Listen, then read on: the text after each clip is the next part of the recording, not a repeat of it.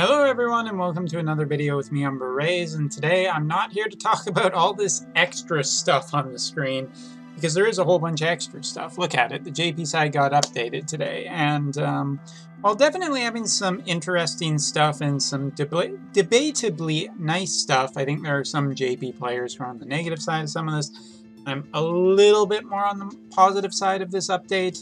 Doesn't quite fix most of the stuff I've mentioned so far. But one thing to note is the fact that in the news, I can finally show this off. Here's the proof that there will be a live stream October 18th. It will be happening at 8 p.m. Japanese Standard Time, so convert that to whatever your time is. And should be noted that this is it does look to be a pretty big live stream. I assume that this is going to be the one live stream before the, how do I say this? It's probably going to be the one live stream that we get before the anniversary. It could be that we end up getting a live stream on the anniversary, or close to it. But it's kind of at an interesting time because after this, there'll be approximately like if you look starting at next week, we're only going to have 1 week left in October, and then 2 weeks in November before the 1-year anniversary. So that's 3 weeks. That sounds a little bit like a 3-week collaboration to me. Anyway, I keep an eye on this live stream. Definitely join me on my Twitch channel. I'll be restreaming it, and we can watch all the news and cringe together. And speaking of cringe, it's time for the anniversary wish list number 3 tonight. And number 3 is pretty simple. It's something that I think everyone can understand, which is the gacha system. But not specifically such a thing as step-ups. I don't really think that I need to talk a ton about how good or how bad step-ups are.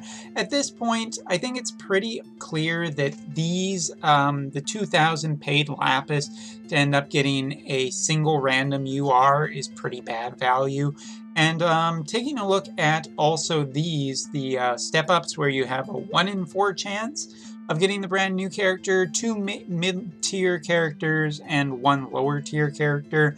Honestly, I don't like these, but what I really want to talk about is the fact that when you pull on these banners, or maybe you're pulling on, a free pull or something like that, and you get a character that's not the new character, but just a slightly old character. A character that's gone by, you tried on their banner and you missed, but hey, you got that character, and then it feels really good. And then the realization sets in on you that you just don't really have anything to do with that character. And that immediate feeling of good and happiness kind of just gets run down right into the ground.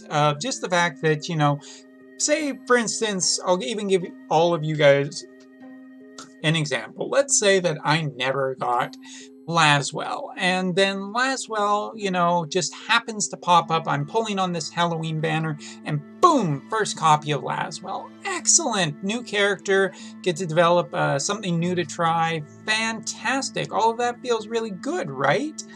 Except for the fact that it kind of doesn't, because you just don't have any shards. You have no character shards. Potentially you just didn't buy them back at the time. You were too busy trying to get the first copy of the character, and you just never got you didn't have enough resources to pull. You have nothing in the shop. You have nothing anywhere else. And even when characters, for instance, let's talk about Ketone, because Ketone does have a current banner right now. She does have a reoccurring banner with Kalf, and the two of them are just on a kind of Earth banner. Well, even their shop does pop up, but only with 40 character shards. And for the life of me, this has been something I have been questioning for a long time. Possibly even just, about 10 months out of the entire year that this game has been live. Now, for the record, this game hasn't exactly been live 1 year yet, but I'm willing to count that probably for the next while, until the 1st year anniversary, I feel like I'm still going to be questioning why this isn't a thing. Here's the thing. I mean, like, Gummy wants us to spend money. I mean, if you get a brand new character, you immediately want to get those shards. You immediately want to get them up to LB3 so they have access to all their abilities so that you can have a fairly well-built character, since pretty much all content now comes out where any meaningful level of farm or challenge is level 79 or higher. Great, well, I'm going to need character shards to be able to get there. And the game just essentially gives you nothing. This is a really weird thing to me, and I know I stress this a lot, but other than brand new characters, there really isn't any support for any of the old characters you get, and it doesn't even make sense from a marketing perspective. It doesn't make any sense from a business perspective either, which is so weird because normally Gummy's really good about trying to screw people and just take as much of their money as possible. So why is there not a pop-up shop that begins, like, once you get a character that you've never had before? This seems like a really win-win solution for everybody, because right now, here's the current way it goes. You pull an old character that's off-banner that you've never got before, that you have no character shards before, and you're just like, yes, I got this character. Oh, I have nothing to build this character with.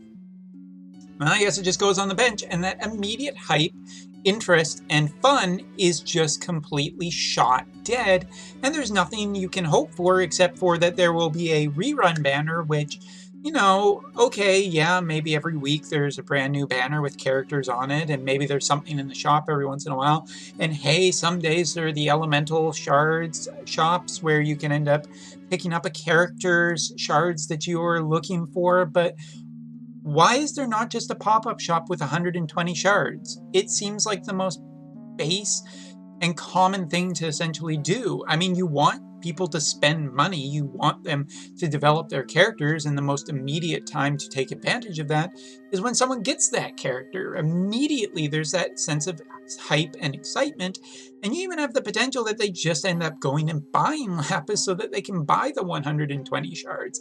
Hell, I'll even do one better for you, Gummy. Why don't you make all the shops with 106 or enough 240 shards to basically get any character immediately up to LB3. The game is at the point where we want to get to LB3. You're wanting us to spend Lapis. Why are you not enabling people?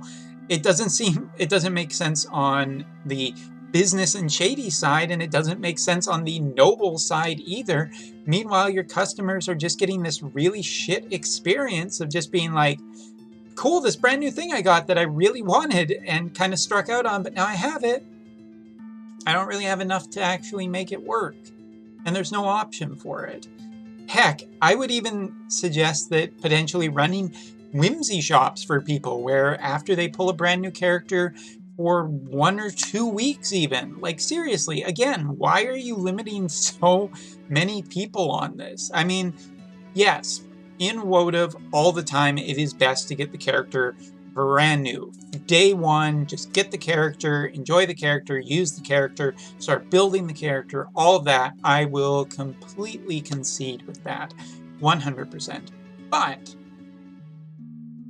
like, why is the experience after that so bad? You're not necessarily making people feel like they need to pull on the first day a lot of the times, or you're just killing your business on this idea of trying to get people to pull all at once for one day out of an entire 7-day span, which doesn't make any sense. It also just kind of limits your income, and your player base, because again, with this entire week, all of these videos that I'm making are these really bad experiences that are killing your player base off, and I don't understand the point of this.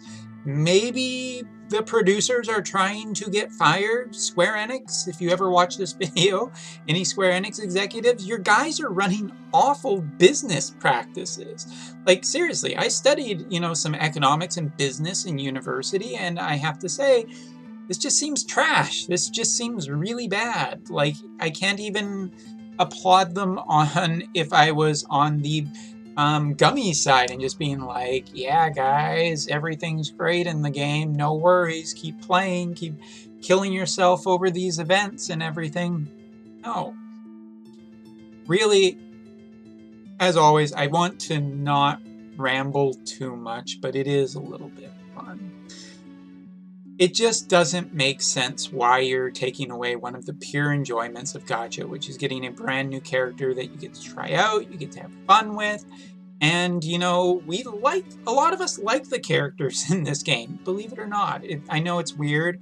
I know that a lot of people out there are like, wait, you like the characters? Yeah, there's been a lot of characters that have been added to this game that I really like. Glassy, heck, even Niv.